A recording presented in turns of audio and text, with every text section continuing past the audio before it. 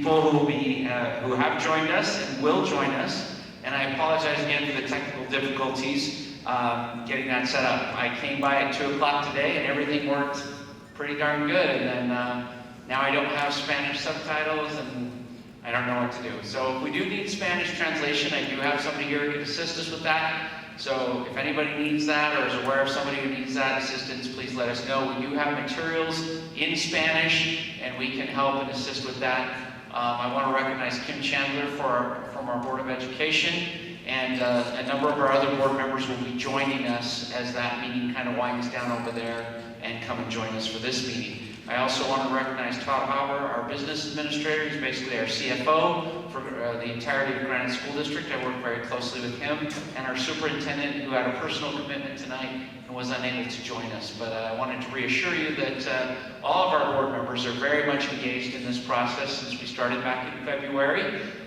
This is not the first rodeo we've had on boundaries or school closures, as you can imagine. Last year we closed 3 schools on the east side of the valley. That was a difficult process. We've closed 6 schools in the past 5 or so years. And we anticipate moving forward as our population declines, and I'm going to go through that, continues to mature would be the way to say that we will need to close an additional 5 to 6 schools depending on the outcome of this particular study this year impacting Western Hills. But that is not what we're here to discuss tonight, fortunately. So I got the fun meeting, and Steve Hogan, who is our Director of Planning Boundaries, got the not-so-fun meeting. So when he gets here, if he has a black eye or his clothing is torn or if there's blood or something, please just ignore that and empathize with him later. But I'm so grateful to be in this community. I love the Cypress community. I've been around Granite District for 15 years. I know the passion that this community has for its schools. Sometimes I see you guys walking around the community with eye patches and peg legs because you're that committed to your schools and your community. So I'm very grateful to be with you tonight. But we are going to be discussing some heavy things in terms of changes to some boundaries, potentially as we look to reopen Brockbank Junior High and reduce the population here at Matheson Junior High as part of reconfiguration. So with respect to that, I have a couple of other directors here with me. Rich Nielsen, who oversees the secondary schools in this particular area, is here with me. Do I have any other directors that I'm missing? Any other principals? Sometimes principals like to give up their evenings. I see a few of them up there. Thank you for joining with us tonight. I don't have my glasses on, so I can't see that far, but it looks like our Copper Hills principal. Thank you. And there you go. Thank you. Wait, what is with our principals being on the back row? Like, what's going on with that? Like, shouldn't they be on the front row? Okay, I've embarrassed them enough. And as our other board members make their way over from the Western Hills meeting, I'll be sure to introduce them as well. We will stay here as long as we need to tonight. Last year, as part of that study, we actually held almost 90 meetings, over 90 meetings, to get to 3 school closures. It was a pretty significant year and a lot of meetings. One of those meetings went till 11 o'clock at night, and we're committed here. I don't know if you're that crazy to stay here till 11 o'clock, but I know I am. So I will stay here as long as your questions need to be answered. If there's some other, your feedback is so critical to this process. And I want to be very clear as we start this meeting that I'm going to go through a really quick presentation, but tonight is all about a proposal, okay? And there's no decisions that have been made. This is us bringing you our best thinking after all the meetings that occurred in the spring and all the feedback that we received from those initial meetings. So now we're coming back to you with our best thinking, and you get to poke some holes into it. So we're going to go through a presentation super fast, and then as you have questions, we'll open it up to the audience. Our wireless mics were not working, so normally I'd walk around, let you sit in your seat, so I would ask that you would come up to the front, and we have 2 microphones to be able to answer your questions, and again, we'll stick around as long as necessary. At some point, if it feels like we've answered everybody's questions, we'll close the meeting, but then we'll hang out and answer questions one-on-one as necessary. Steve Hogan will join me as soon as he's able, and he's a great resource and a wealth of knowledge as well.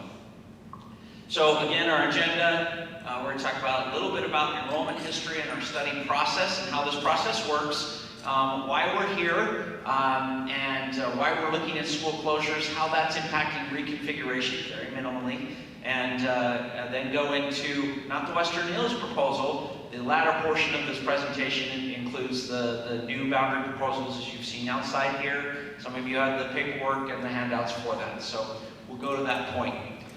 Just so you know, our enrollment history is down, and that's to be expected. Charter school growth is significant in the area. Birth rates are down in Salt Lake County as a whole, and in particular in Granite School District. We run from 21st South to 62nd South, mountain to mountain. So we have a very diverse population, but a very mature population. Not a lot of new homes being built, except in what area? Right here, right? And some just little dinky pockets throughout Granite School District. And so we have matured, and we are like a senior citizen as terms of school districts. We're like the elder statesmen in the state, right? Started in 1904. We peaked in the late 90s, or the early 90s, at about 78,000. And so that was 30 years ago, and we're now about 59,000, and we expect that we'll continue to see declines. Our transportation director, Dave Gaddy, just walked in, so he'll be a great help when we have transportation-related questions. And look at him, he's coming all the way to the front. That is so nice of him. So all these materials, this nice lady's taking a picture, my picture. Hi. Oh, you wanted the slide, I apologize.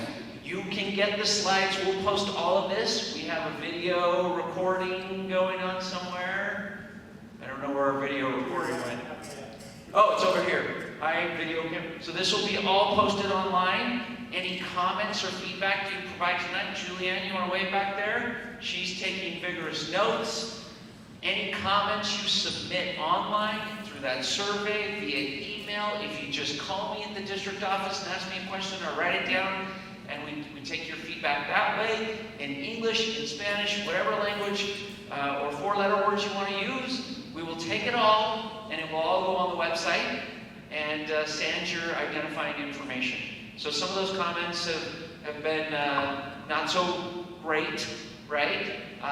But we hope we can focus on the feedback that we're looking for, which is we're going to give you a bunch of quantitative data-related information. We're really hoping now that we actually have a formal proposal, you can give us the qualitative piece of that. So tell us your stories, help us understand the things that we may not know or the things that we have missed as we've been analyzing this over the last 6-7 months, okay? So that will be the process of obtaining feedback. So if you want to see a slide here, just know that this presentation will be updated and uploaded hopefully by the end of the week. And anybody who signed up on our enrollment sheet here tonight should get a direct email with a link to all these materials. The video will also be part of that as well. So again, we're a declining district. You can see part of our process. I'm not going to go through that in length, just except to say, in that early part, can you see my little red arrow guy there? We started this process in February. We analyzed some proposals in our population analysis committee. We brought those to the board and held a bunch of community meetings, including being here in this very room several months ago. Talked to you about what we were thinking. We want to reopen Brockbank, right? And we were actually potentially considering some school closures and some consolidations. Ultimately, the Population Analysis Committee decided to pause on any school closures in this area. And the reason why is if those were to align with our reconfiguration process, it could potentially be a situation where a school enrollment like Matheson, right, reopening and shutting down their population would fluctuate. That would cause a huge disruption to the staff, to our students. Additionally, you might be a school that was recommended to be closed, so if that were to actually happen, then you could potentially see your kid go to a brand new school, right? And then the next year go to another new school. And school, especially junior high, challenging enough, right? We don't want to throw 3 new schools in 3 years into the mix. So school closures in this area have been taken off the table, and we might be back next year depending on the circumstances with some to study that further for closures to be impacted in the 2025 cycle or later.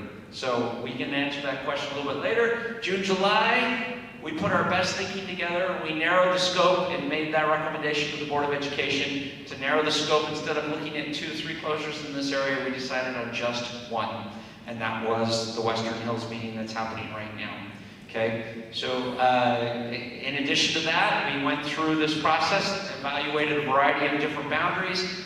Dave Gaddy, our transportation director, is part of that population analysis committee. Rich is part of that population analysis committee. We have about 35 members of that committee, and they all have different areas of expertise, whether it be transportation, special education, dual language immersion, gifted and talented, our directors who oversee these schools, PTA is part of that, our Teachers Association. So a lot of different stakeholders who can help us come and make good recommendations, have good vigorous discussion, and make good decisions. So again, we are now submitted those proposals out to the community. We published them in the latter part of August and set up these meetings. So now we're here in this September to October time frame where we're holding public meetings. Now, now that we have proposals in front of you, I thought Luke was coming to say hi, but he doesn't want to talk to me. Okay, now that we have some proposals, we're in the feedback gathering stage, right? And so we will hold as many meetings as necessary in order to feel like we've really done justice to ensure every community, every stakeholder, every family has an opportunity to participate in this process and provide us information. Tell us what you think about our proposals, whether they stink, whether they're brilliant, so on and so forth, and then again, tell us the things that you think we're missing, so that we can then take that all back to the Population Analysis Committee, make a final recommendation to the Board of Education, which will then make decisions on this study and the Western Hills one in the November and December. It's a 2-vote process, so they'll vote November and December. There's public comment as part of both of those meetings as well. So what's unique about this particular study is everything we're talking about will not happen. It's contingent on reconfiguration being approved by the board, and that won't happen until January, February. And it's also contingent on not occurring until the fall of 2025, because what happens in the fall of 2025?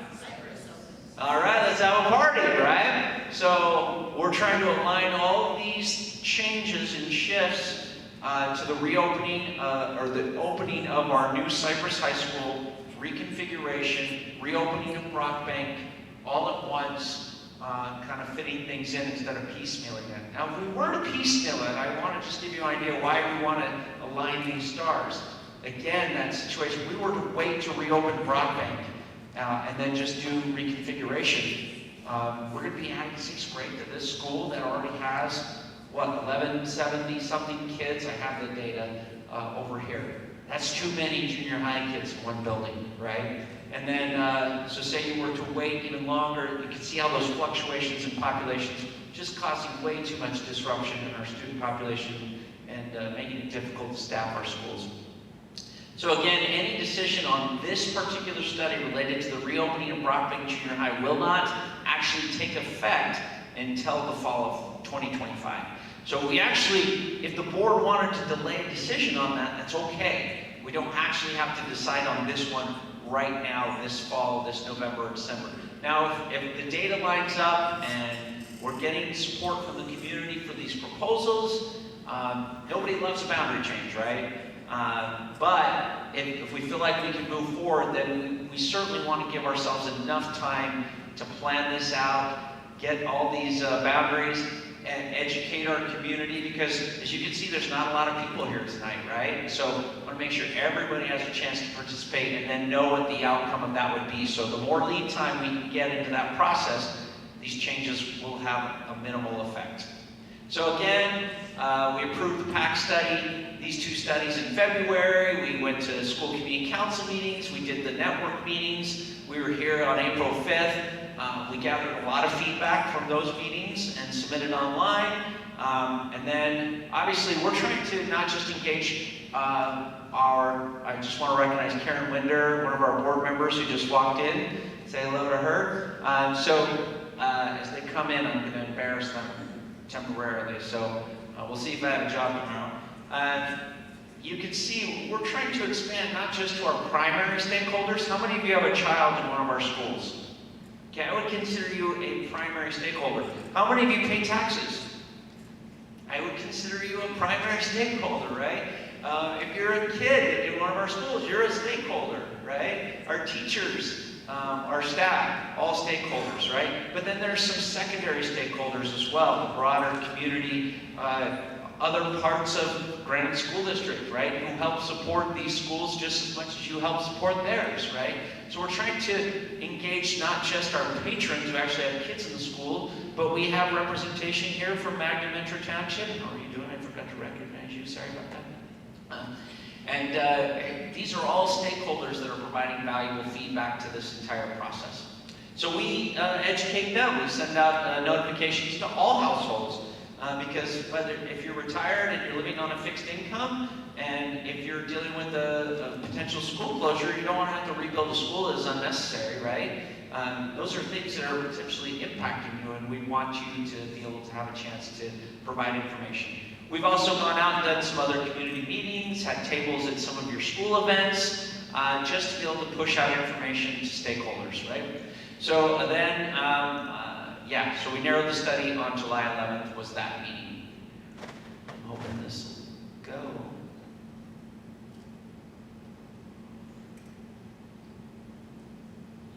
Maybe if I walk up here a little bit. You guys saw me, this was working a second ago. For every slide, I'm just going to run up the stairs really quick and hit the button. Luke Allen, are you in the house? He may have gone back over. Guys, I do not know what's up with the tech tonight. Todd, would you mind going up there and... We got it. You got it? Thank you, Rich. We're going to have to manually... I can check my batteries here. I have an extra set of batteries even.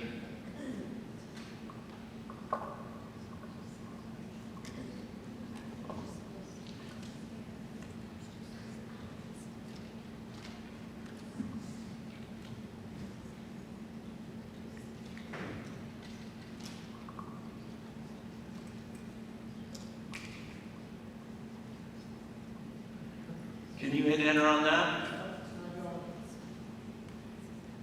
Did it just freeze altogether? It's a Windows device.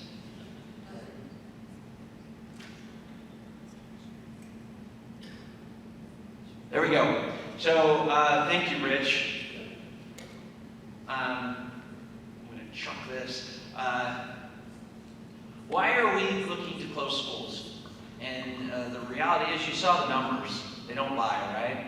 So there are some challenges that we've experienced. It used to be smaller schools, 100 years ago meant smaller schools, class sizes. But that's not how our populations work, right? So for instance, with Western Hills, they have 275 kids, which equates to about 10 to 12 teachers. We allocate to our individual schools based on a ratio, a class size ratio. It's 1 to 27.25. Or 1 to 27.75 for secondary schools. And I know you're thinking, Ben, how do you cut a kid into 3/4? You don't. But what you do is you take the total population, for instance, maths in junior high being about 1,100 plus kids, divide it by that 27.75, and that's how many faculty we allocate to Megan Matson, your principal here. And then she decides how many English teachers she needs, and so on and so forth. She works with her school community council to staff the school. So class sizes, when you have a smaller school, you're still getting the same ratio of teachers, but you can see how the challenges might exist since most funding is allocated on a per pupil basis. Small schools can be a little bit of a challenge. So we want to optimize our elementary schools, and what we have found is under state guidance and accountability laws that we really do need to have a certain minimum number of kids in a school, and optimally that's about 550 kids. Now, can you have too big of a school population? Yeah, your class sizes might not get bigger, but there are other challenges that present themselves, and we've seen those here at Matheson, frankly. 1,100 kids is a lot of junior high kids all in the same building and all in the same place. And I've been out of the school the last few weeks a couple times just to work with Megan and see how things are working for her and see the challenges that she deals with. then let's just be honest. I have 2 junior high kids in my house right now, and they're smelly, and they act inappropriately sometimes, okay? And so that means they need to shower more often, and I sometimes lose my temper, right? And so you can imagine 1,100 plus of them in a building can create challenges. So there are optimal sizes. For our elementaries, it's at least 550 kids. That gives us 3 teachers per grade level. That gives teachers the chance and the opportunity to collaborate and have people to work and engage with and improve their practice. It also means that you have a good base of volunteers to pull into a school. How many of you are part of the PTA? Right? And have you been in some of these small schools where you only have so much of your population that can participate in the PTA? The bigger the school, sometimes the more parents you have to be able to volunteer in classroom spaces, do some of those things that help make our education system work and function, right? Will you hit the next slide there for me, Rich? So in addition to that, when you have smaller schools, sometimes you struggle with split classrooms. Nobody loves that, right? Every time we have a split classroom situation, everybody wants to put their kid in the other class because it's a challenge, right? It's a challenge for teachers too. Can't collaborate, the reduced funding. When you only have so many kids in a school population, other resources that come on a per population basis are diminished as well. So your remaining staff and population have to take care of ground duty and lunch supervision, and so it puts a lot of stress on the smaller school staff when there's a smaller school population. I want to run through these real quick. One more slide there for me, Rich, please. So again, hard to get a volunteer base. We've seen under the state accountability system, Oak Hills Elementary several years ago only had 12 teachers, and only 6 of those were grade tested, and one of them was struggling. She was a brand new teacher, doing the best she could, but she was struggling, and that one teacher brought down the entire school's test scores. It's not the kid's problem, right? So despite the sports and some other things, sometimes if we can have more teachers, more collaboration, more support, so it can be very challenging in the current accountability system the state has. And frankly, it's not a good use of taxpayer dollars, right? Now, are all these decisions based on money? No, but our taxpayers are watching us very closely, right? And they don't want us spending $35 to $45 million rebuilding a school that doesn't, we can fit those kids somewhere else, right? So that's something to be taken into consideration as we think about small schools. Next slide, please. So I'm not going to go through this proposal unless there's somebody here from that community that really wants me to. I'm going to skip ahead. Please keep going, and keep going, and I don't know what just happened. I think you went to a new tab, sorry. I'm so sorry, Rich. You're doing a bang-up job. Okay. That's all on this slideshow. You got the wrong one? This is a Microsoft issue. It really wants me to use their Microsoft Edge product.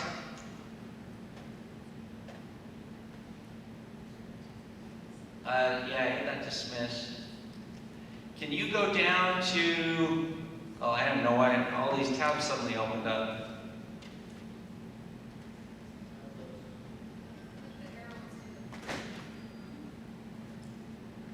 Can you go back to Outlook? The whole reason we used PowerPoint was so we could have Spanish subtitles for our meetings, and I don't love it very much. Go to Outlook, please. It's open at the bottom already. Slide down a little bit. There's an email from Gaina. We're just going to have to reopen the presentation right there. And click on that link. All right, if you just want to hit, you can scroll down to the slide that we want to go to, which is the reconfigure, number 13, thank you. And go ahead and just leave that open. Don't go to the presentation mode. If you close, yep, you read my mind. Okay, this is a little bit hard to read, but it looks like you're all waving that same handout. So it looks like you all have a copy. So now I'm going to tie in the reconfiguration portion of this. Now, a lot of people says, well, where are we at on reconfiguration? How does that tie to population analysis? And they're not. They're 2 separate processes and procedures. And as most of you are probably aware, almost all the networks within Granite School District have gone to a K-5, 6, 8, 9, 12 grade configuration. That has been a community-based request to the Board of Education using these same 5 steps in order to make a request and make that grade change, grade configuration change. Now we're down to Ranger Network, Cypress Network, and Hunter Junior Network, which is half of the Hunter High Network. And you're like, Ben, that's so weird. Why would 2.5 networks out of your entire district still be on a K6, 7, 8, 9, 12 model? And the reason why is we don't have the capacity. When the community here requested 9th grade at Cypress High, we couldn't do it without shutting down Brockbank and incorporating that as part of the campus, right? And we don't have enough room here at this building to accommodate 3 grades, right? And so we wanted to accommodate 9-12 because that's what your community requested. So we did that. We shut down Brockbank, reopened it as part of a satellite campus for Cypress several years ago, but that stalled the whole process for any sort of K-5, 6, 8 grade change, even though some of your communities and schools have requested that. Ranger's kind of in the same boat. We actually started this process for grade configuration on March 11th, I want to say, of 2020. Does anybody know what happened on March 13th of 2020? Anybody remember that? Or have you pushing it out of your mind? And then additionally, a few days later, the earth moved, and Westlake Junior High, which is one of the 2 junior highs in the Granger system, was destroyed. And FEMA came through, our insurance came through and paid for a new building at no taxpayer increase or expense. But that new building is currently in the process of being rebuilt and reopened next fall. But you obviously can't reconfigure their 6th grade into the junior high when they're working out of an elementary school right now, and a bunch of relos, right? So that's not a great learning environment, something we want to do. Now, Hunter Junior is a unique thing because it is split between 2 networks. And so a couple of their schools go to Hunter High School, and some of them come to Cypress. And so as they kind of feed through, we can't do one and not the other, right? And so Hunter Junior is inexplicably tied, that was not the word I was looking for, but they're tied to whatever Cypress does by virtue of the fact that they feed here. And so we're here now, as we got our new superintendent a few years ago and a new Board of Education. We went back to them and said, do you want us to continue with this process and procedure of allowing school communities to request this? And they said, it would be really nice if we had everybody on the same grade configuration. And the majority of our community has spoken that this is what they would like to do. Ranger High was already in the process of pursuing that. Hunter Junior, again, tied to Cypress, which couldn't do it until Cypress High reopens. And so we said, okay, well, let's do this. Let's go through our normal process, but we'll initiate it with our school communities, see how they feel about it, do the study, do the survey, and make a recommendation. They can give us their feedback along that way. So we're really running the same process, but the district is initiating it instead of the communities. And so if you see on those steps, we held some informational meetings. I actually went out to every single school community council over the last 1.5 years and walked through grade configuration and kind of walked through this timeline, answered the questions, pros and cons. Definitely pros and cons, right? Then we held some formal community meetings this last April. We are now in step 2, where we are providing to our schools and asking them in this area to give us their vision statements of what their school would look like, the pros and cons of what their school would look like if grade configuration were to happen. Now, for an elementary school, that's a little bit easier. It might just be a paragraph. The stinky 6th graders are going to leave, and we're going to have more space in our building. That might be their vision statement. I'll let them decide what needs to be in their vision statement. But we have asked them to outline pros and cons of grade configuration. And some of those things are dealing with data and academic challenges and difficulties. Maturity of students is always a question that comes up, right? And these are all things that need to be addressed and questions that need to be answered. So we'll send out those packets as soon as those are completed, and then a third-party survey company, which we're in the process of acquiring a proposal from them, would come out and survey, in this particular case, the Cypress network, specifically on the question of grade configuration K5, 6, 8. And so then we will take that data in step 3, we'll take those survey results back to your school committee councils, and then give those to the Board of Education with a formal recommendation. At that point in time, we'd ask the principals, your school committee council chairs to come be part of that presentation, but it would be an open board meeting, so anybody can come and participate.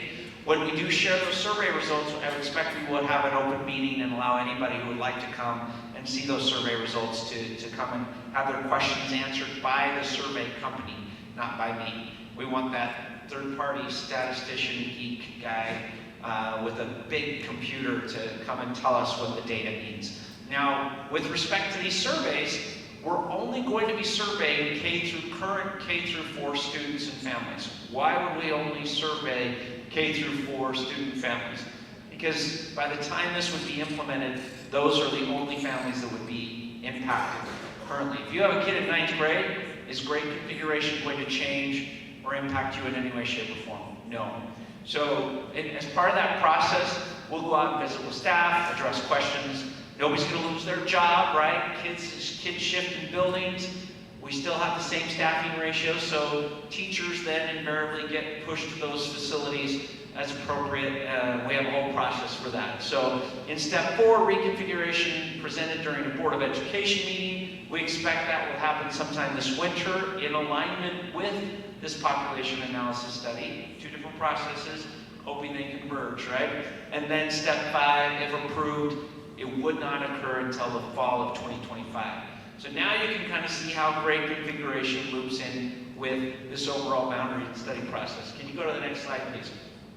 So here are your current boundaries, and I think everybody's pretty much familiar with this. The Hunter Jr. is kind of a Tetris piece there in the middle. Anybody remember the game Tetris? Or was that just me? I'm really old now? Okay, good, thank you.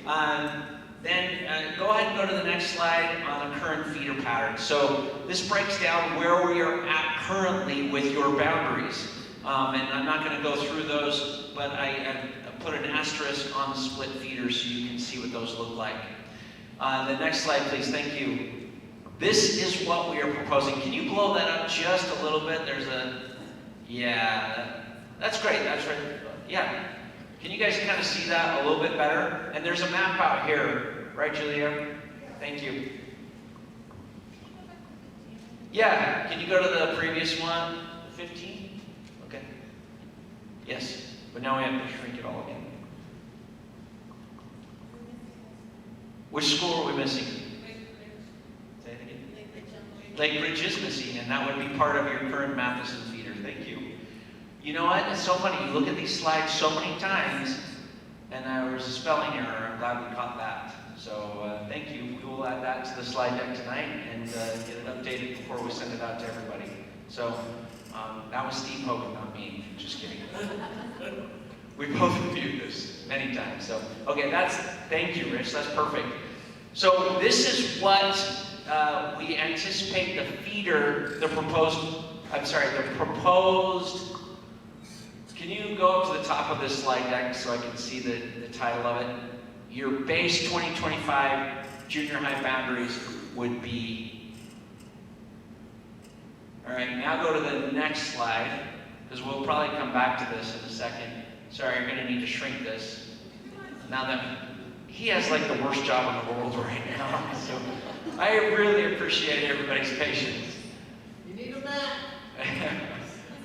You're not getting paid enough right now, Rich.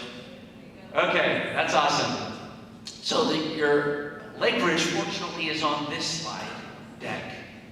So you can see what the proposed new junior high feeders would be and what their anticipated enrollment would be. Now remember, this includes now anticipated 6-8 reconfiguration. So these numbers are going to be vastly different if this community does not support and the board does not approve reconfiguration, right? They're going to be lower, right? And then your elementaries will still remain higher, if that makes sense. So we do have the asterisk on Valley Crest with split feeds between 2 networks. Okay, next slide. So here is the proposed junior high feeders plus the boundary changes. So before, yeah, if you blow that up. And let's kind of go a little to the west, because how many here from Hunter Junior? Okay, so we'll make sure we cover this too. This shows the boundary changes for the elementary. So I'm going to start on that westernmost portion, 3500 south would be boundary now, starting in the fall of 2025. So this will only impact current K through 4th graders, right? They would now be boundary to Magna. You can see the next middle section that currently goes to Magna would then shift and go to Pleasant Green. A little further east, some cleanup on those two sections. Those two actually are very negligible. And what I mean is the numbers are so small in those two sections, we wondered if we should even put them on here at all. The northeast portion, which would now go to, I think it's Wright Elementary. Can you go further east? Did I have that right? Okay, good. Has, I think, 5 kids in it currently.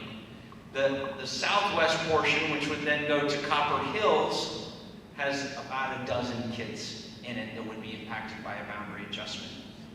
Okay, if you go a little bit further east, you can see, and if you want to blow that out, you can see the rest of the Hunter Junior, what that new feeder would look like, and those adjustments, which are very, very minor.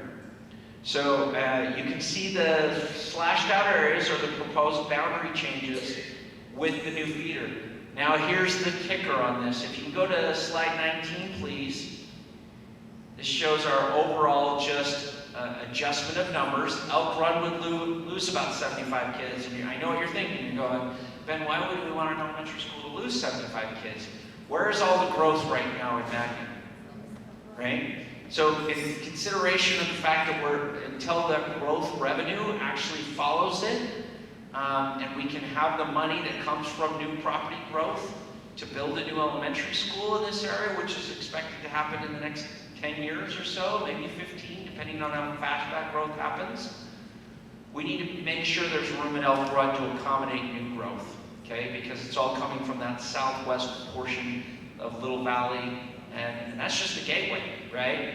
There is tens of thousands of new homes that are going to spring up there, and a lot of new little kids. I mean, this is literally the only area of Granite School District where we're seeing new growth. So we want to make sure Elk Run has capacity. We don't want it to come back and adjust the boundaries again and again and again. Although I do expect that there will be some adjustments that need to be made, because frankly, as much as our data is pretty good and spot on, you guys do lots of crazy different things. And from week to week, you pull your kids out and go to that school, and there's lots of choices and options, right? And that's not a bad thing. It's just our crystal ball is only good for about 2 to 5 years in some instances, right? So adjustments would have to be, we want to make as minimal amount of adjustments as necessary. So the proposal would decrease Elk Run.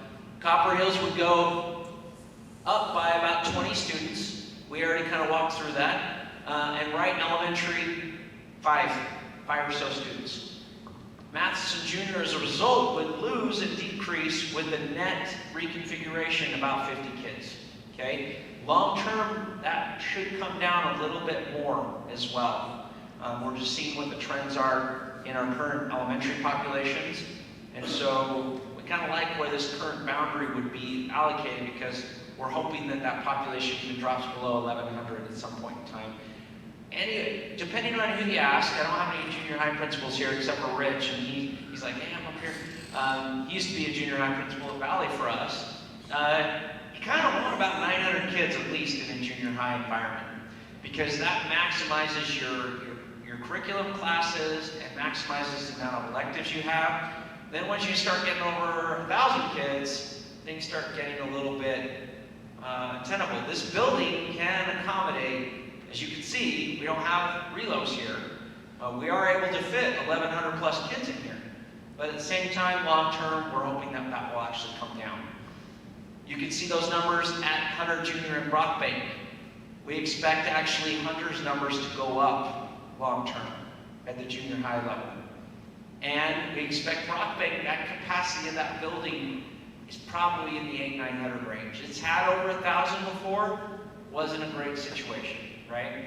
And so we're not looking to put 1,000 kids at Brockbank Junior. So again, we're looking at a variety of different factors to get to these numbers, but at the same time, you can see the breakdown on Magna L. They're losing 65 kids, but gaining 75, so the net gain there is only about 10 students. This assumes something here, and I'll get back to that in a second. Pleasant Green would increase by about 65. Lake Ridge would go down by about 25, but we feel like that's a safer walking route, and it's kind of a more natural, germane geographic boundary. Now, what's the problem with these numbers? I'm going to criticize them now. And I mentioned it a little bit before. If you're in that little caveat car section and you currently attend Elk Run, and now in 2025 you're a kindergartner, which would then be a second grader. Did I do that right? Somebody will correct me, I'm sure, if I didn't. Are you going to suddenly switch over to Magna Elementary? Probably not, right? I know how you parents are because I'm one of you, right? I have 5 little children of my own driving me crazy. And I'm not inclined to move my kid out of a school they're doing well at, right? So the efficacy of these new boundaries probably won't take full effect till about 4 or 6 years after this change occurs. So we really won't know if those numbers really come to fruition until 2030, 2031, and then we'll kind of see how your patterns change, because some families will absolutely say, that's my new school, that's where I'm going.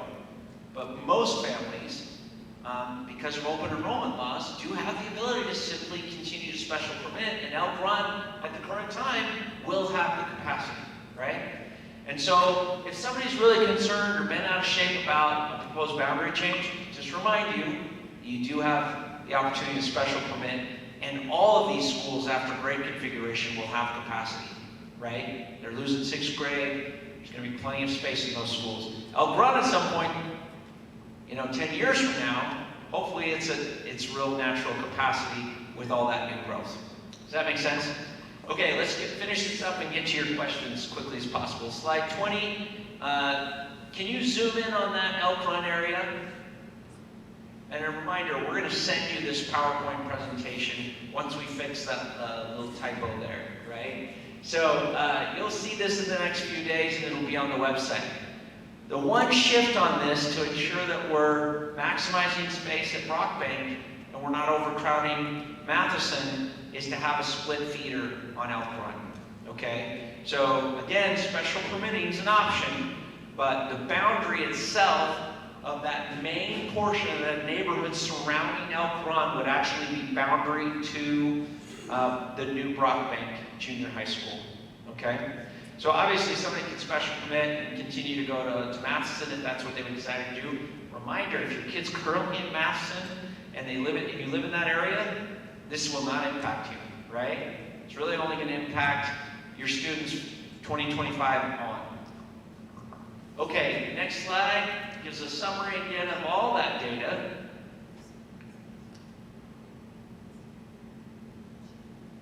So this shows the junior high feeders plus the Elk Run as a split feeder. So now what do you see in Matheson's numbers? They've gone down under 1,000, which we would really love to see, frankly. It's right around 1,000 is just fine. 850 at Brockbank, rock solid. That's a great school population, maximizes opportunities for kids in terms of electives and course offerings. And then Hunter Junior, we actually expect some fluctuations and some potential future adjustments to their feeder that won't impact this area in future studies. And so we're actually expecting that we can actually shift some populations west and potentially boost their enrollment in future studies. But I don't know what that looks like yet, so I'm not going to tell you what it looks like because we're not studying that right now. So, okay, there is a slide that shows busing, and I believe this is out in the foyer as well. Is that correct, Julianne? Do we have this? This isn't? Okay, let's look at this closely. This is for the junior highs. Remember, one of our study considerations when we're looking at boundary adjustments is we want to reduce transportation. Is that because we don't want to transport your kids? No, it's because we want walkable neighborhood schools to the highest degree possible. And it's not always possible, right? And so we do offer transportation. There are limitations to that due to state funding and regulations. Can you zoom in just a little bit on those two sections right in the middle that are clear, that are currently boundary to Lake Ridge, I want to say. Is that right, Dave? Yeah. You're doing an amazing job, Rich, by the way. I totally owe you Chick-fil-A. Anybody else want to go with me after, because I am starving? Okay, great. You and me. Let's do it. Okay, you can kind of see it there. That would be the reason we want to kind of adjust those boundaries too, is because if you live in that, you're now boundary to Copper Hills on that southwest portion, you're not going to go to Brockbank Junior High and walk right past Matheson, are you? So at the same time, we're trying to predict people's behaviors in these proposals and kind of determine where people are going to go and be. So transportation would be required there, and so we're looking at that adjustment so that kids could go to Matheson instead of being boundary to Brockbank and then having to be required to take a bus, which we would be required to do. So we wanted to be able to walk to the school, if that makes sense. Okay, why don't you go back up to slide 21. Surely I've not answered everybody's questions, but I tried to talk as fast as I possibly can. So we had a little bit of a delay there, a lag because of the technology. I've got 2 microphones here. So come on down. This is not The Price is Right, but I do not have valuable prizes. But I'm happy to answer your questions. Okay, no questions. That was a great meeting, everybody. Just kidding. I have a lot of questions. Oh, you can go right ahead then. And I will repeat it for the recording, so don't think I'm just making sure we get it on the recording. Last year I was on a phone conversation with you and just trying to decide what to do for my daughter, and you mentioned that it's like pretty important for a kid to go to junior high with their friends from elementary school. Yeah. How is that possible when we have split? Like, isn't that detrimental when we have elementaries going to 2 separate junior highs? Yes. And is our goal ever to not be split among elementary? It is, and you will see in our policy, in our procedure, we try to reduce splits, not create them. But in this particular situation, and trying to get Matheson down to under 1,000, we're proposing this particular split. But you can see how we broke out the neighborhood. Can you go back? This is a great question. Thank you for it. All right, got to repeat the question for the sake of the camera. Why are we doing a split feeder in an elementary when split feeders are not awesome, right? So could you go back up to, or down to slide 20, I think it's 20. Oh no, it is 18. Oh, you got it, I'm sorry. I should just look at the slide that you have, sorry Rick. So if you look at that, we've tried to break that along 8400, right? And then where, you guys know the neighborhood, right? There's a big railroad track right there as well. And so the split feeder being, hopefully we are keeping those kids that actually hang out together to the degree possible, keeping a neighborhood together. Now, in this modern world where kids play on competitive sport teams and they travel and they go to the recreation opportunity over here and they get to know this kid over here and they go to a theater class over here and they're making friends all over the place. This might be a pipe dream, but that was our goal. And so the fact is your kids are going to have friends that they're not going to be able to go to school with, or they're going to special permit based on their friend choices. And this proposal does allow us a little more capacity here at Matheson to be able to accept more open enrollment permits. That answer your question? Very good. Sir? Valley Crest. Why is that a split feeder? Why are we continuing that as a split feeder? Can you go up to, it is on this one. Can you just move it to the east?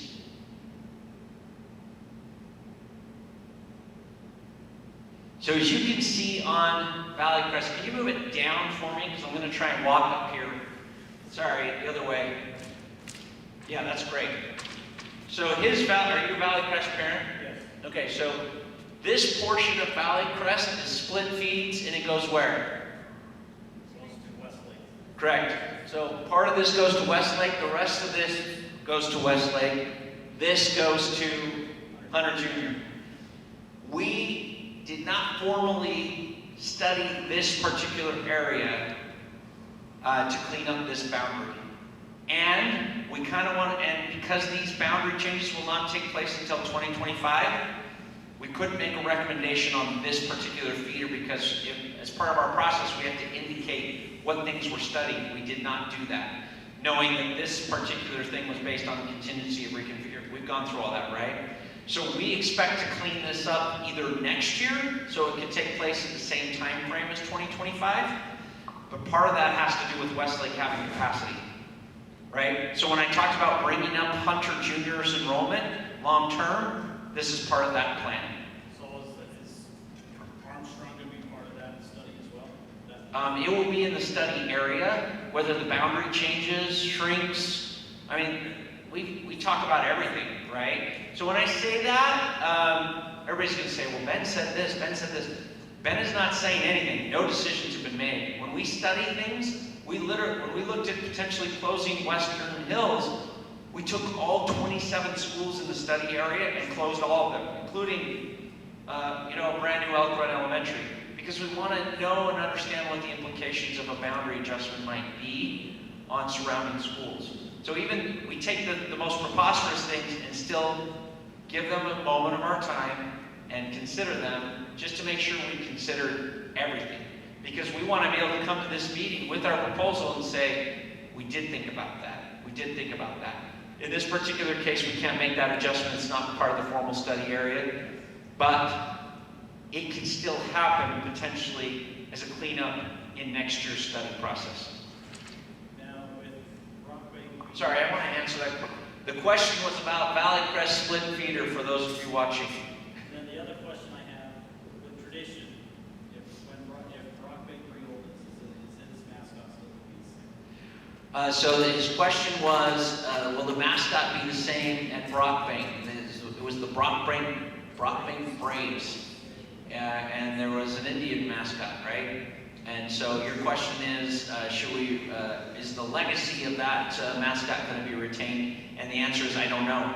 That mascot changes our school community decision, and we would bring that back to the school community to decide if they want to request a change of that. I will tell you, that is a totally separate process from what we're here to discuss tonight, right? Just the reopening of Brockbank. We have not even discussed that at the district level because that always gets initiated from a school. We've actually had 2 mascot changes in the last few years. One of them just is coming before the superintendent. It's the Pioneer Scouts. Everybody know where Pioneer Elementary is in West Valley, right? They're the Pioneer Scouts, and their mascot was this little kid with a scout uniform on because they're pioneers. And I don't know. That's what they decided they wanted their mascot to be all those years ago, right?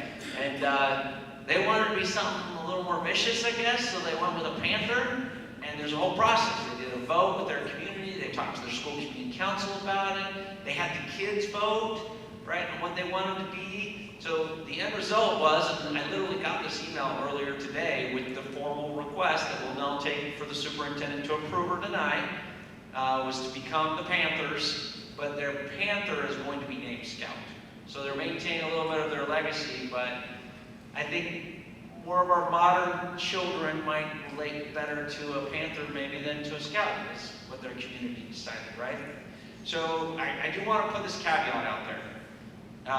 Granite School District serves a very diverse population, right? I mean, we have the most wealthy families in the entire state of Utah within our boundaries, and we have some of the most impoverished families. We have a more diverse ethnic population than any school district on the West Coast, right? We are it because we have a tremendous amount of refugees who settle within our school district. Did you know in our district over 136 different languages are spoken in our families' homes?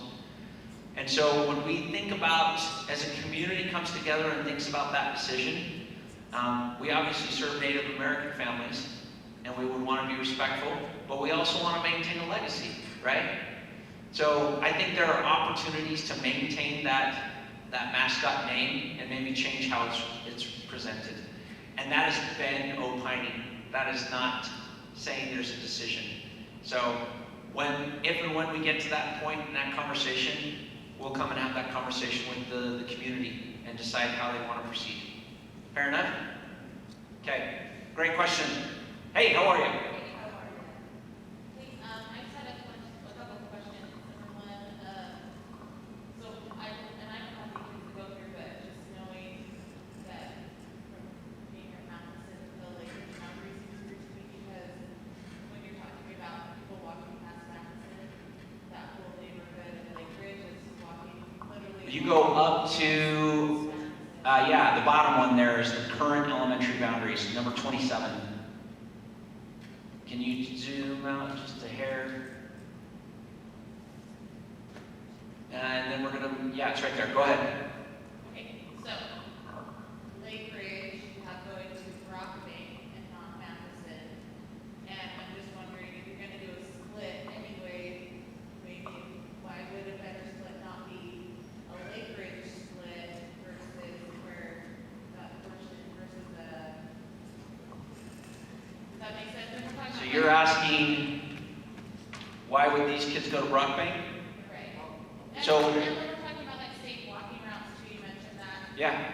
If you're walking from Lake Ridge, you're going to have to cross 8,000, 8,400. So if this is maintained in the current feeder pattern, this would be transported. What? No, the Lake Ridge. The big one. Higher. Yeah. North of 35th. The blue one, yeah. So the blue Right one here. would be less. Rich, will you move it down for me? Sorry. This? No. And this. The big one. The big north. Yes, that's cool. So again, if I had my dream world, just pick up a building and move it to a more central location, right? But we're trying to maximize populations. And when I say maximize populations, what I'm talking about is providing opportunities for kids, right? And so part of that is reducing population and making space at Matheson and taking advantage of our facility at Brockbank. And so kids have to go somewhere, right? And we looked at, I want you to know, we looked at north-south boundaries as a population analysis committee. We looked at a variety of different ways that we could do this. We wanted to kind of get rid of the weird Tetris that is Hunter Jr.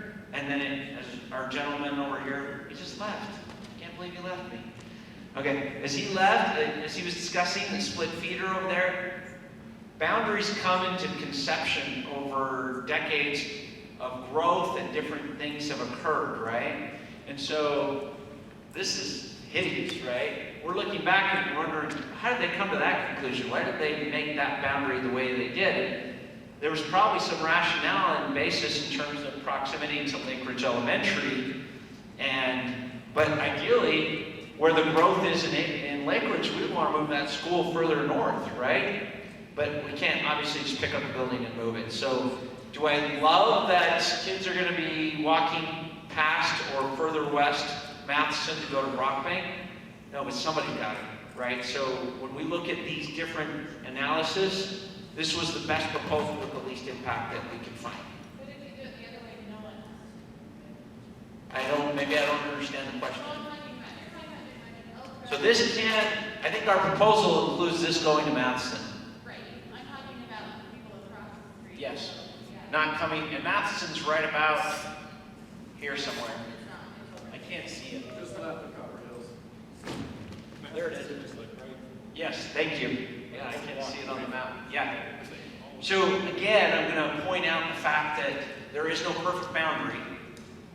We have to create a boundary under state law. But then we always kind of put that caveat out there that if your kid's currently at Lake Ridge and going to Matheson, or Slade, if your family has gone to Matheson historically, are you going to now go to Brockbank because your boundary is there?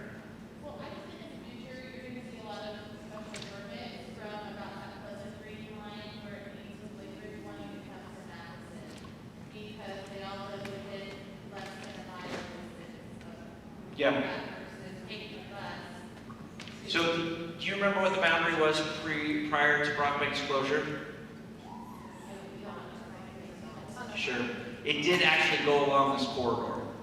And again, with the notion we don't want even junior high kids trying to cross 3,500. Now, we don't like kids crossing a number of busy streets, right?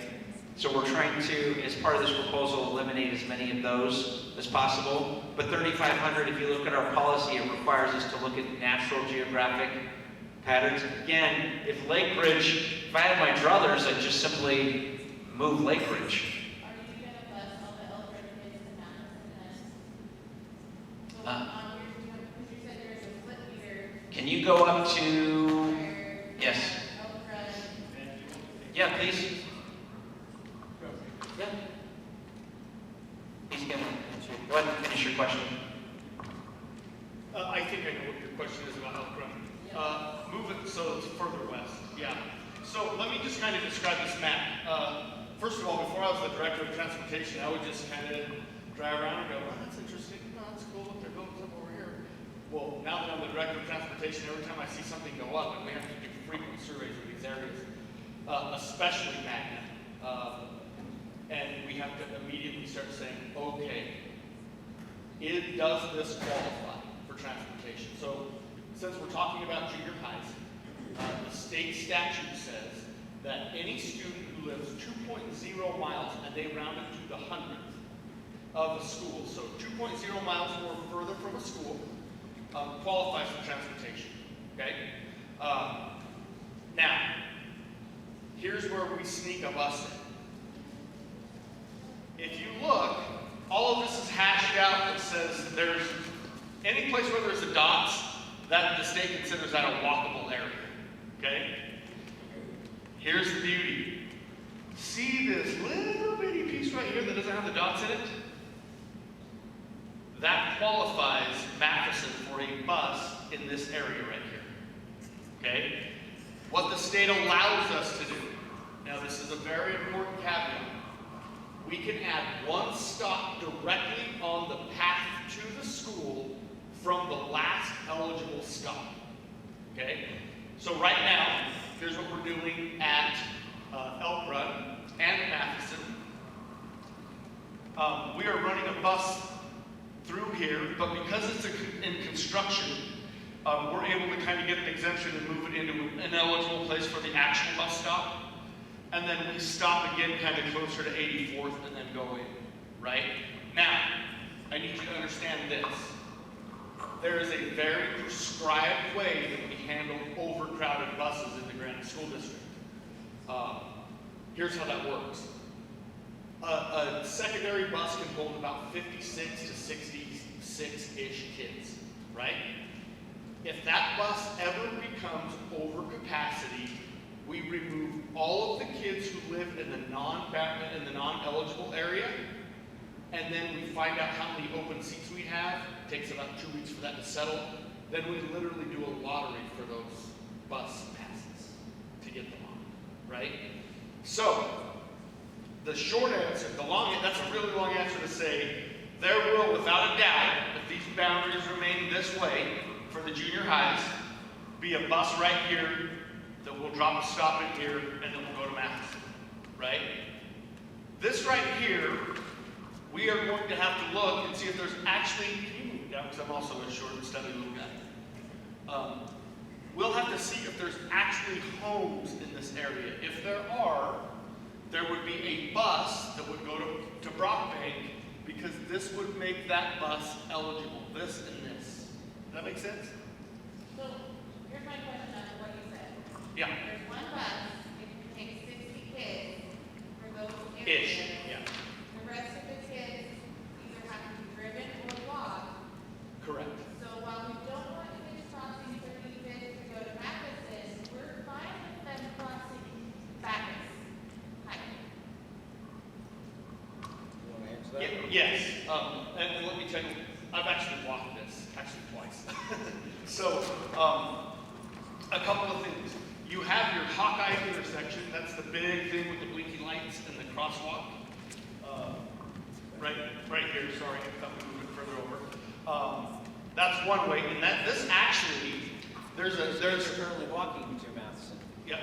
And there is a state and county trails initiative that's happening right now. And I don't know if you've seen kind of along that canal road, but it is now There's a little segment of it that's not completed yet, but they're paving that all the way through, so it is an official walking route. Yeah, come on up. Do anybody else want to go on now? We'll just move our meeting up. Take this mic. So I guess my question is, if Elk Run's boundaries are gonna end here anyway, why wouldn't we send Elk Run this way across more neighborhood streets? Because 35th is a busy road, but 31 is only one going two ways. These all only go two. So if they cross here, then you can omit this portion of kids having to cross in here, but you can still, I guess it was what my question was, if you go back to slide 20,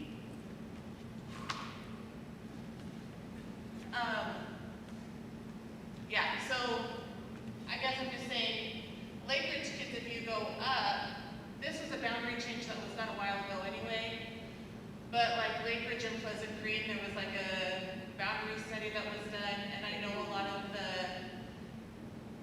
Lake Ridge that's over there wanted to go to Pleasant Green anyway, and a lot of them special permit over there. So that's just what I'm saying, it just looks like you might be able to. Yeah, that's what I'm saying, swap the schools or do the feeder from Lake Ridge and then let Elk Run kids go to Rock, yeah. Maybe that's like a. So we did, yeah, so again, our goal was to balance out our junior high populations, right? So I want you to know we actually went over that as late as last Wednesday's population analysis meeting. And when we're looking at, we looked at moving Elk Run here, cutting off this boundary, shifting some of this to Copper Hills, looking at some of this and some of this, and we couldn't get the numbers to work long-term for the core of our population. I will tell you, there are always streets that we're not super excited about kids crossing. Is that our role or our responsibility? No. We take that to our local community partners, our municipalities, and we have those conversations with them in terms of providing safe walking routes. And I will tell you, we have a great partner in Magna Metro Township. We got our friend here, Trish. They are actually, we've had conversations extensively about the legislature funding, in addition to the HOC that's already on 8400, a full-on walking bridge. And we're hoping long-term, can you go a little bit further this way? Or does this map run out? Okay, sorry, that was too far. Right around in this area, that there will be a walking bridge over 8400 long-term to accommodate growth.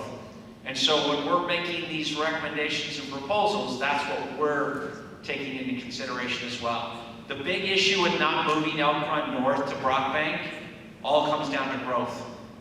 Because if we do that, there's an imbalance there, and we can't accommodate all the new growth that's expected to come southwest of Elk Run in Brockbank.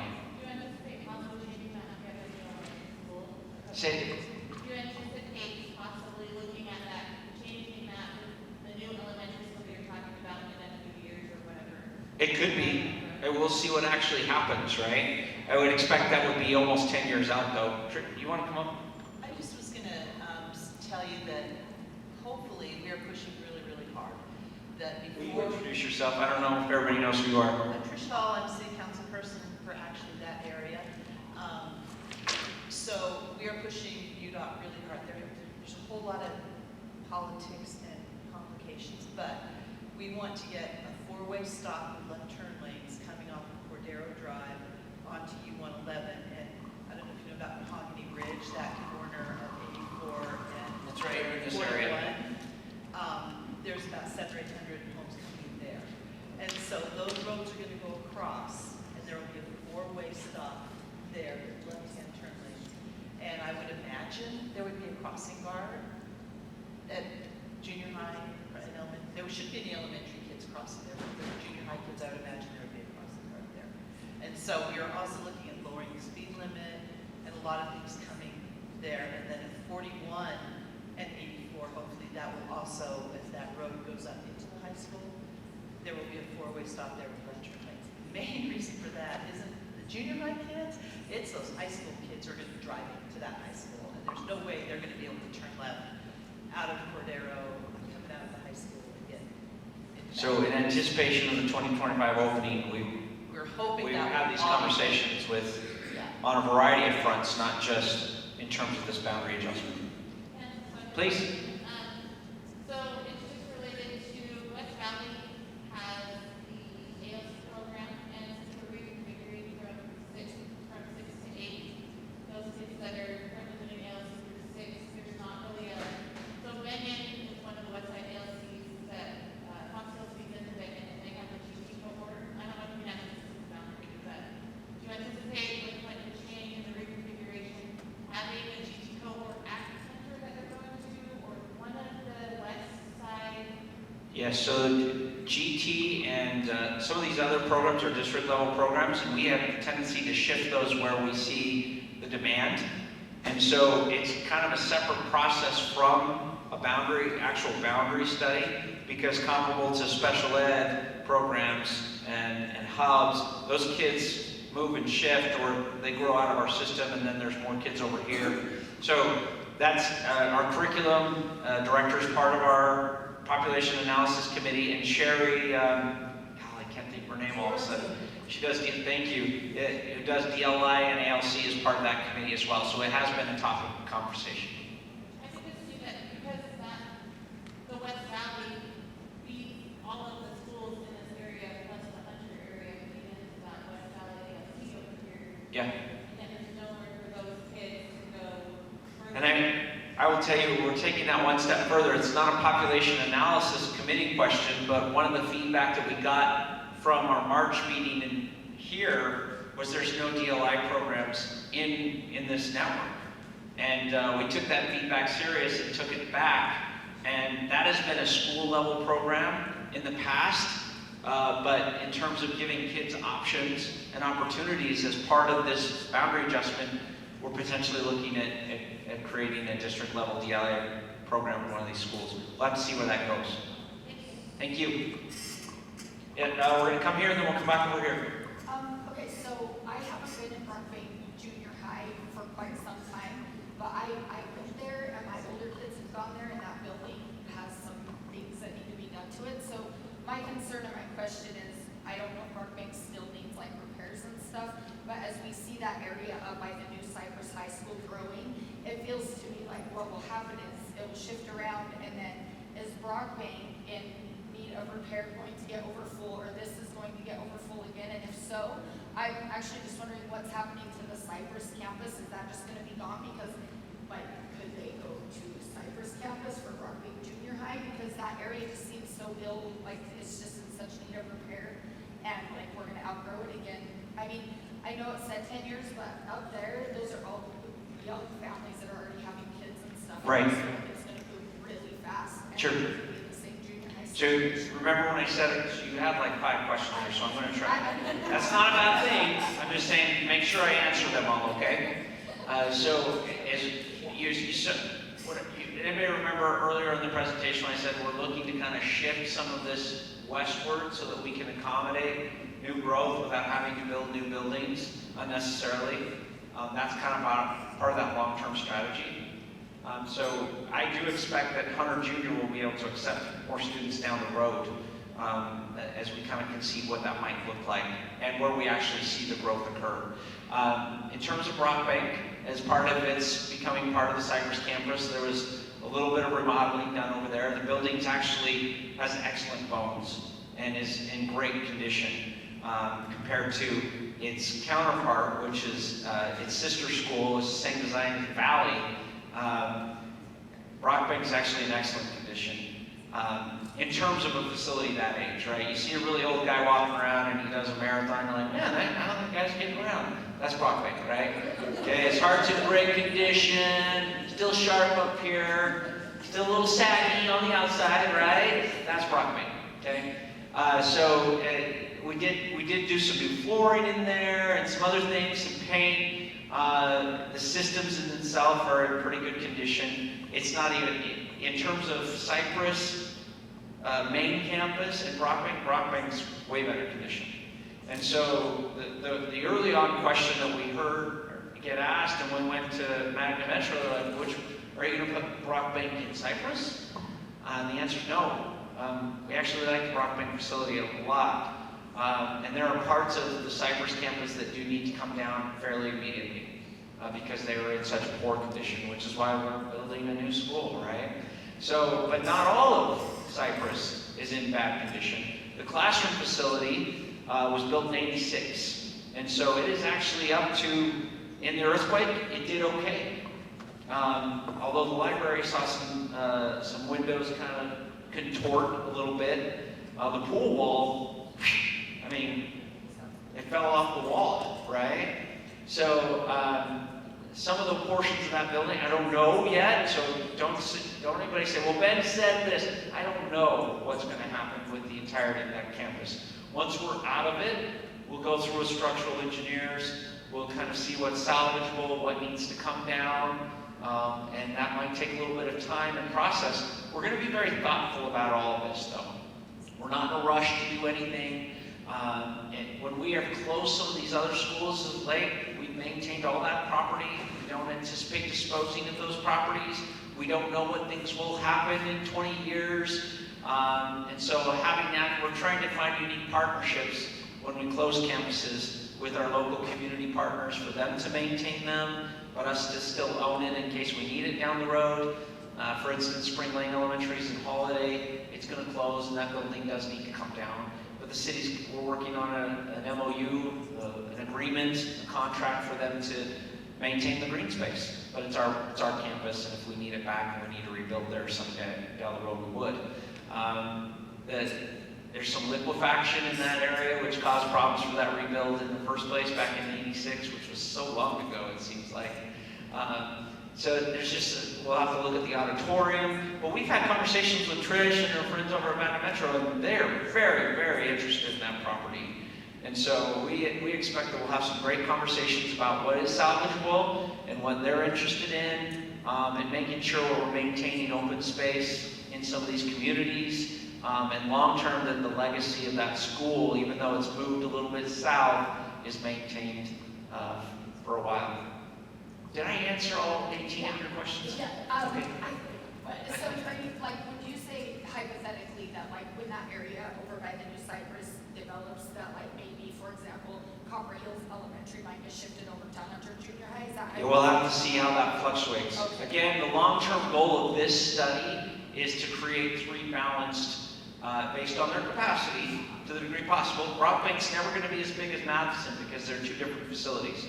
Right? If they were the same facility and they both get over 1,000, that would be a different equation. But we're trying to get Brockbank to the 800 range plus, and we're trying to get Matheson under 1,000. And we're at some point in time, as I mentioned to this fellow over here about the Valley Crest thing, the goal is long-term to get Hunter Junior up to the 800, 900 range. It has the capacity. And again, that maximizes opportunities for kids. I really want to emphasize that because the goal of any study at the end of the day is to make sure that we're providing the best opportunities for kids, right? That should be the focus. What is going to be the impact on our kids and what is going to give them the best and most opportunities? Thank you. Okay, my question kind of branches off that a little bit, but. So we're good? Okay. Just kidding. Just You kidding. know me, I'm not good. Well, I mean, I didn't say that. You're great. Yeah, I did. So we live on 77 Okay. and 31. So if I'm having my 7th grader walk straight down to Brockbank, right now, I cringe if my high schoolers need a ride because that street can't handle the traffic. So whatever Cypress is used for, you're now telling, I know you're not telling me, but the proposal is that our kids are, that's a safe walking distance with, when, like, I really don't think anybody should be walking that way. Even if, like, you know, I've heard maybe rumors that maybe GTI will take over Cypress.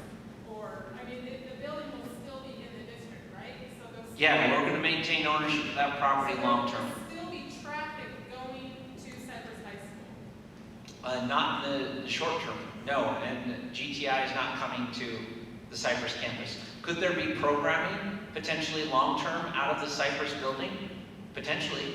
Okay, so we're not gonna have traffic, whether it's offices or, you know, district, at Cypress, as we're trying to have our junior high kids walking to Brockbank. Correct. Okay. So I want to be just very clear. We have no plans for the Cypress campus right now. One thing I feel very confident saying is we're not going to dispose of the property, meaning we're not going to sell it to a developer and put in a bunch of townhomes or apartments. Okay, so take that. I feel very confident saying that. Okay, we've not disposed of any of the other 6 schools that we have closed thus far. We have worked with local entities. Kearns Metro Township is looking at Ochre Hills and taking that over as their new city center. And we have already had conversations as we decided Brockbank was our best facility moving forward with Brockbank Junior High. We've let them know. And our first conversation, once all of this is decided, because it hasn't been decided yet, right? Until the board votes to reopen, I'm jabbing my fingers at Kim Chandler over there, I apologize. And that meeting is running long over the way at Western Hills. There's still 10 people in line, last I checked, via the text group, getting their questions answered. So I expect more people will make their way this way, but we might finish before then. We'll see how that goes. Until the board actually makes a formal decision, we don't like to speculate or tell people what's going to happen to the property. So if somebody's telling you that GTI is coming here, they're a liar straight from the pit of hell. Fair enough? Now somebody's going to say, Ben swore at that meeting, but it was a very positive swear. So, hey, in all honesty, we really try to not get ahead of ourselves, and in particular, not get ahead of the Board of Education. The Board of Education is the one who's going to make this decision, not me, not the Population Analysis Committee. We can make a recommendation to them. They can shoot it down. They can say we're not doing anything with that. They can say we like this part, but we don't like that part. The board has the power in this situation. I'm not shifting the weight to them. We're trying to do the hard work here of getting feedback, understanding all the issues and concerns, so that they have all the information in front of them, as well as our recommendation, before they make a decision. But at the end of the day, they were the ones who are elected, right? Yeah, I would just be concerned if there was something going on in Cypress that was drawing traffic, because the main way into Cypress right now is Magnet, which is a joke in the morning, and 3100, which is also a joke in the morning. So if I have a kid walking down 3100, crossing 8000, and then crossing 84, and then trying to get to Brockbank while whatever traffic is going into Cypress is there, then I would be really concerned. Because Sure. there's not a sidewalk on 31 all the way down, so they on that side. So they would have to walk on this side of the street, which means they're crossing after 8400 West to get to Brockbank, Okay. which is insane. It's awful, even trying to get there right now. So I Right. know staggering start times, but you know, I guess whatever happens to Cypress, that would be a concern for me. What kind of traffic that draws in my Sure. I'm not disagreeing with you, but I am going to put this out there. The situation will be much improved than prior to reconfiguration, when kids were driving to Cypress and Brockbank was a junior high. Right? I mean, because that's what it was before. I've been here for 15 years. I don't recall any major issues with respect to that. That being said, I have a teenage driver in my home, so I totally get where you're coming from on that. And would they approve crossing guards even if there's lights? That would be up to the local municipality. So what happens is every year we take school-safe walking routes developed by the school and the community council, which is parents. They tell us what they think the safest route is for the boundary, and then we give that information over in a big meeting with our local law enforcement. In this case, it's Unified Police, and they have budgets. They're the ones who pay for crossing guards and traffic enforcement and put lights up. So sometimes people want a crossing guard, and they call Ben and they yell at me, and I go, I need to have you talk to West Valley City, or I need to have you talk to Unified Police, because they're the ones who are traffic safety experts. I emailed Megan Yeah. from UDOT to get that. So, but with respect to that, please know that we do collaborate when it comes to we've already had conversations, obviously, about long traffic patterns and the impacts of a boundary adjustment on 84, especially for Elk Run and the potential of the walking bridge. And so, I mean, as we put these proposals together, it's because of that collaboration. Good questions. Oh, right here. You have been waiting so patiently. Sir, you must wait. She's right here. Sorry. This is actually, for slide number 19 and 21, you have the number projections for the middle school. Do 19 first. Yes. Like, here you have what the enrollment is and everything, but you don't have anything for any of the elementary schools. Correct. Clearly, you would have those numbers because you managed to get 1,050 for Matheson Junior. And you spent a long time talking about how you wanted optimal numbers for our schools so that we don't have split classes, so that we have good volunteers, we have good teachers. And I don't see how any of those add up to really any of them being on a healthy spectrum. Do you get what I'm getting at? Kind of. Go ahead.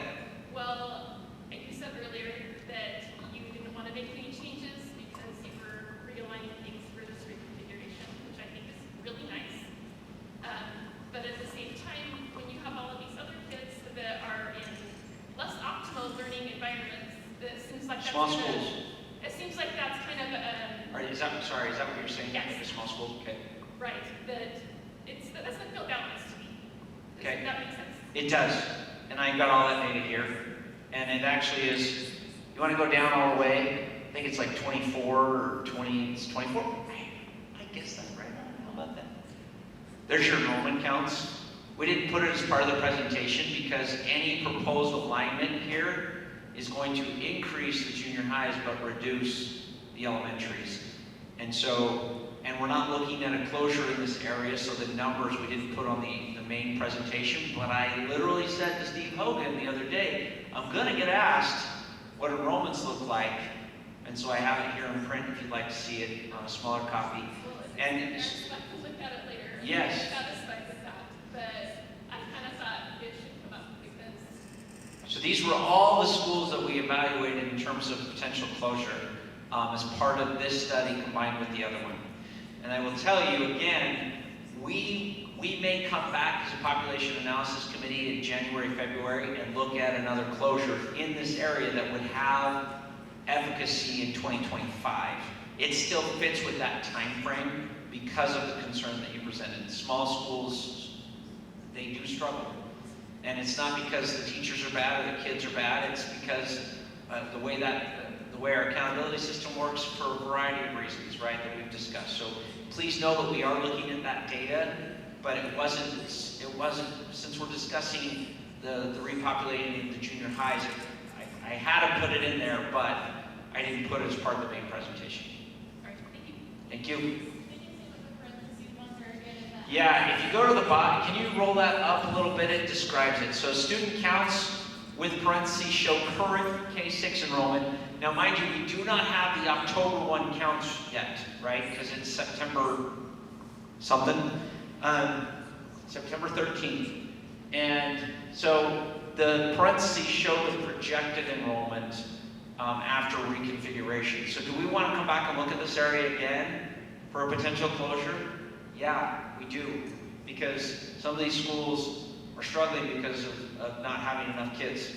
So that is something we want to, and you can see Western Hills is currently being slated for closure, or proposed for closure is at 270, they're actually at 275 right now. So this is last spring's data, which is actually pretty good. I don't think it fluctuates too much from these numbers. If anything, it's probably declined further. And if you want to come look at this, I'll just have it right here as well. So, all right. Sir, thank you. So this is sort of chasing a squirrel and not being really talked about, but this kind of allocation of grades. I know a while back they changed the junior high to the middle school, but father $6. I'm concerned with my 9th graders and the 12th graders. Does it been considered to change it back to the junior high system, 7 through 9, to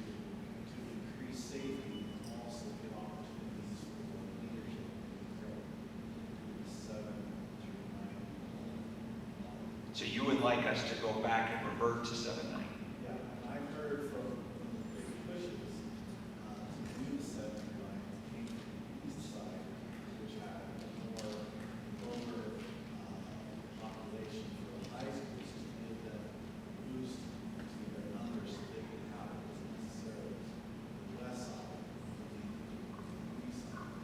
So I appreciate that. I'm going to try and give you some information then that might be helpful. And I'm not going to dispute. I'll come back and talk about safety on the back end. The first school and community to request reconfiguration is Granger, and then Kearns, and then it went up to Cottonwood. And so actually Skyline and Olympus were late to the party. But when they actually, yeah, sure. I don't know, Dave. No, but this is a safe comment. I was an administrator at Granger High School when we went into 9 through 12. Here's what we were seeing. When I got to Granger High School in about 2015, our graduation rate was barely north of 50%. And as we tore apart all the numbers and said, what is causing this? What we had were kids were coming from junior high, so they were disengaged and didn't understand how their 9th grade year mattered to graduation. So we wanted those kids, we wanted to own them from the time they were a credit earning 9th grade high school student till the time they left, and in 4 years that graduation rate went up to almost 82%. Because we knew if we could own them, babysit them, when you fail a math class, I'll see you after school until we get that math class made up. Then suddenly at the end of the 9th grade year, all these kids said, holy crap, I've got all my credits, I can graduate. And so by a mile, I just want to say, I don't know about all the K through 8. I haven't really worked in that level. I taught that level a long time ago. But the 9 through 12, I will tell you, it is a magic cure for graduation problems. So hopefully that helps you. Yeah, I want to speak to that. We have seen that across the board, and not just in Granite District, but in other at-risk areas. The biggest place where kids drop out is where? 9th to 10th grade. And so reconfiguration was proposed by Granger High School community. We didn't develop the process for reconfiguration until they brought it to us. And we said, we don't want to do something we can't do, but Granger High was in the process of being rebuilt. And so it was an opportune moment to create enough capacity at that school location to accommodate 9th grade. And from there, the other communities jumped on board. Kearns was second, Cottonwood was third, Skyline and Olympus jumped on board, I want to say 2017, 2018 school years when those were implemented. And they did the whole thing. They were the first communities to bring 6th grade to the junior high, along with moving 9th grade up. So let's talk about the safety issue, because I've heard this question many, many times. And as a kid, my oldest is 20, my youngest is 10.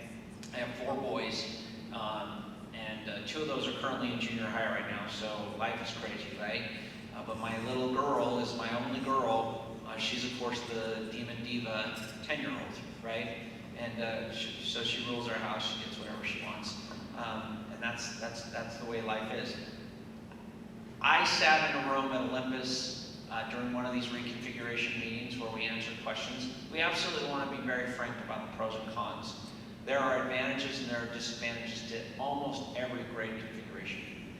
We need to do as a community what is in the best interest of our schools and our kids. 9th grade has typically been part of the high school program everywhere else you go. It's in Salt Lake, it's in Canyons. Canyons reverted to 9-12 as soon as they could open up a new high school and accommodate it. They did a bond around that whole process so that they could get 9th grade. I assume probably the same academic reasons that we're pursuing this. Here's the thing when I hear the safety question. I hope every administrator works so closely with their school community council and their population as a whole, their patrons, and addresses safety concerns no matter what the grade configuration. I remember sitting with a mother who had a little kid who was going to be a 6th grader when this happened, and he was still like this tall. She's like, she looks at me, she's like, Ben, he can fit into a locker. And I get it. I totally understand where she's coming from, and I would not diminish that concern in any way, shape, or form. Our job as a school district is to provide the best academic opportunities, but that also includes providing an excellent an educational environment where kids feel like they're safe and that they can thrive. And that means individualized experience. So I said, here's your principal right here. This is a conversation the two of you need to have to make sure that your child feels safe in that particular school environment. And I want every principal to have that kind of care for their kids, to know and recognize when there are specific challenges. Most kids probably have not been thought twice about grade configuration, but there are a number of kids that have, and a number of families that have been impacted, again, for better or for worse. There are definitely pros and cons. I'm not going to lie about that. What I want to point out is that prior to grade configuration, we had senior boys pulling up to the junior high and picking up junior high girls. The reality is we had ninth grade dances at Granger High when they first opened because they didn't want, the school community did not want to have a dance with 9th through 12th graders. That's appropriate. The school needs to listen to its community and provide a safe learning environment. And if that means breaking up the school dance to make sure the kids have an opportunity, that's what's going to happen. That's what needs to happen. My point is this, is there are certain things that are outside of our control no matter what the grade configuration is. And the fact is, I'm in Davis where 912 is, and there are high school boys that pick up girls at the junior high right now. And that is not because of the grade configuration, it's because of what we do as parents, right? And what we find acceptable and appropriate. And so there's some things that we can control and we should control and we should have input on, and we should be seeking your input to make sure your child's safe. But I mean, there's plenty of statistics to show that our bullying rates have not increased. And in fact, our behaviors are much different, and they're different for a variety of reasons, mostly due to COVID and kids not participating in school in a while. We've not seen an increase in teen pregnancy in this area. We've not seen a lot of those other behaviors.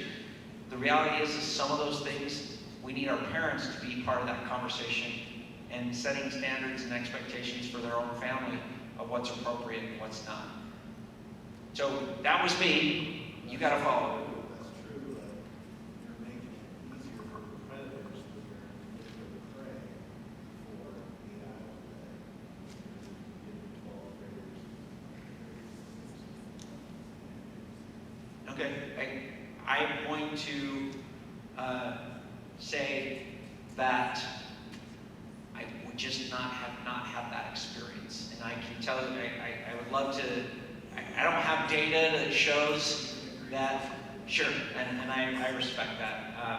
At the end of the day, I would hope that we, again, are listening to families and are addressing predator behavior.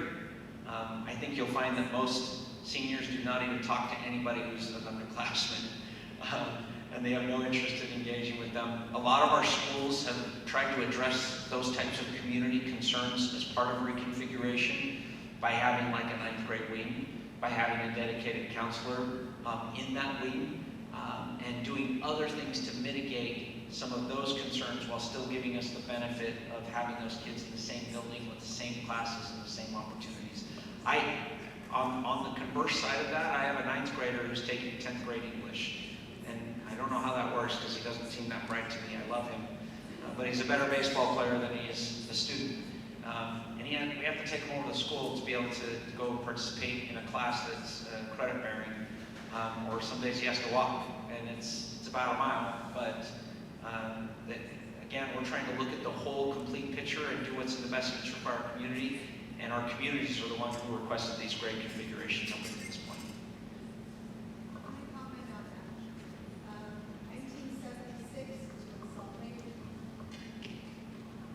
1976 is when Salt Lake moved their 9th graders up, because I was one of them. And that was not really a problem. And they've been doing it a really long time. About 90% of the country is on that model, and I will point out the only reason Granite was on a 7-9 model was because of high growth. We simply couldn't, it's cheaper to build junior highs and elementaries than it is high schools. And so as soon as we have the capacity and the ability in our high schools to move ninth grade back up, that's when we allow communities to make that request of us. I respect the fact that you would like to move back to that model. If you can get the rest of your community on board with that, I know our Board of Education would be interested in hearing that. Because I think our board listened to our communities when they said they wanted ninth grade in the high schools. We had created a whole process to gather feedback and input on that. And if the community wants to revert back to that, we're going to be very open to that as well. You've talked a lot about the boundaries for changing for the junior highs. Is that going to affect who goes to different high schools? Is that, or is everything going to be the same? So as part of this current proposal, we do not expect any high school feeder changes right now. So, like, right now, so I have kids at Westphalia Elementary. They'll go to Hunter Junior. but Can then you after go back to the feeder, the proposed feeder? I think it's 19.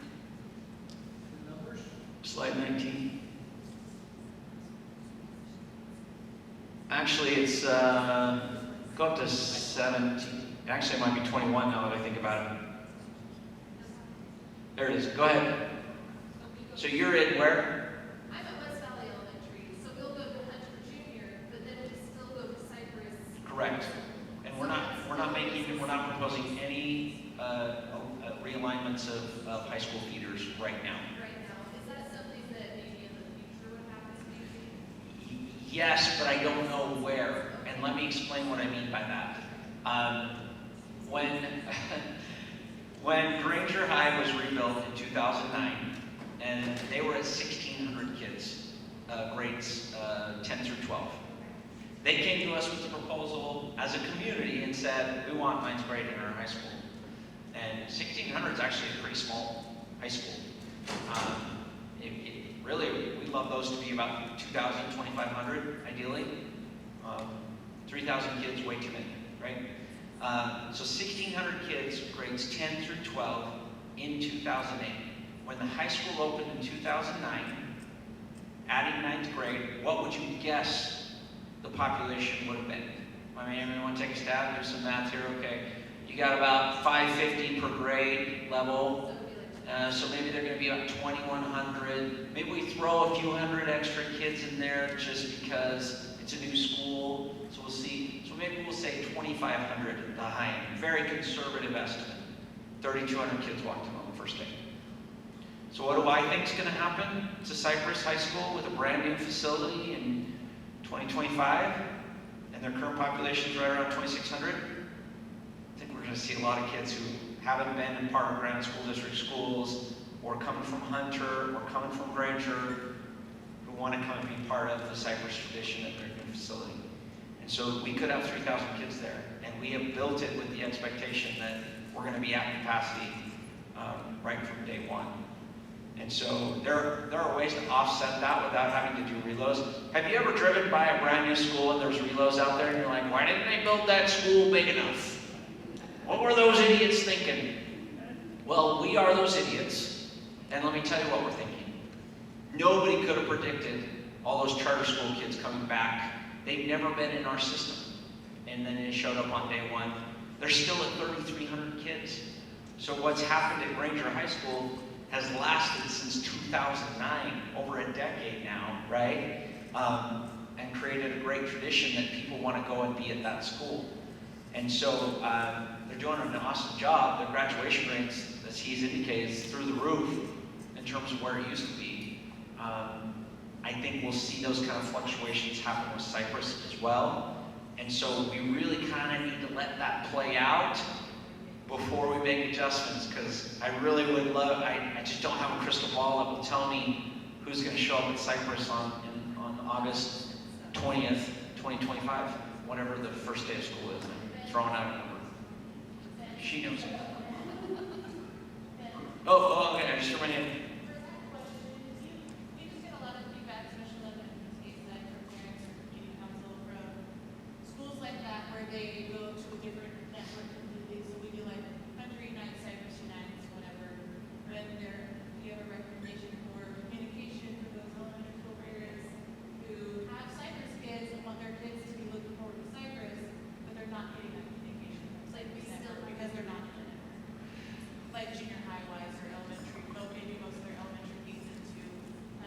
Right. Another reason why we try to get rid of split feeders when we can, right? Because we do want our schools to be part of a community, right? And we're trying to build that. Our schools are doing a great job. Cypress has a pretty strong network. It's actually one of our strongest. They do a couple of community nights. Their homecoming parade is incredible. It's a whole community-wide event, right? Go ahead. Some elementary schools may not hear about it, so, you know what I mean, because they're, can I do a follow-up? Yeah, please. Because I don't get to talk over you. So, one of our things is our elementary wanted to move our council meetings to the Cypress network, because that's where most of them go. Yes. And we were told we cannot, so we have to go to the Hunter. So who told you that? With PTA. The PTA. Yeah. It wasn't me. It's what my Well, no, point is. I know, but so it makes it difficult for us. That was not my fault. I heard about that. So our kids are like kind of Hunter and then abruptly thrown into Cypress. Yeah. And so that is tricky, like, if we were able to do all the Hunter Council community things, but mostly we do the Cypress. You got that back. I understood what you meant. Yeah. So, we just build a Hunter again. Yeah, here's the thing, there's nothing stopping really your school community council from engaging with them, with the network that you would prefer to. And if you're lobbying to be part of Cypress, those are all things we want to know, right? And I can't change Region 5's decision on that.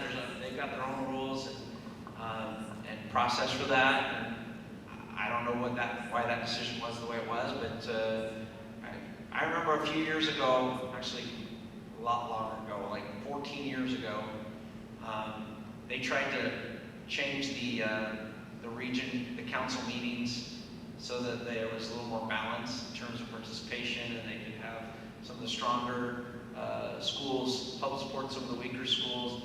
And so your network meetings were with non-network schools, and they abandoned that after 1 year. It was just a horrific failure. Not because they weren't, I'm glad they tried something new, but you know the rule. If you're going to fail fast, right? So we learn the lessons, we move on. Now we're really just trying to build up those individual networks as we should, right, in those communities. So That's the reason why I brought up Valley Crest, because that's Granger Network. But in our area, which is the majority of the school goes to Hunter Junior, we go to Hunter Junior, we don't get all the Hunter Junior stuff.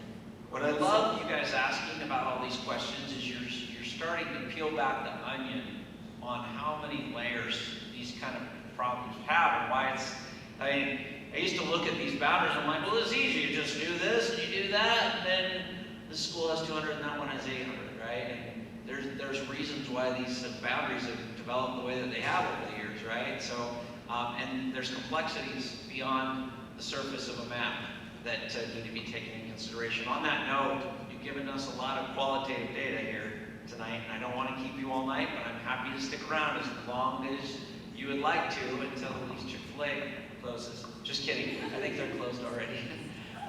So if there are any other questions, we can kind of wrap up the meeting, but I will stick around and answer questions one-on-one.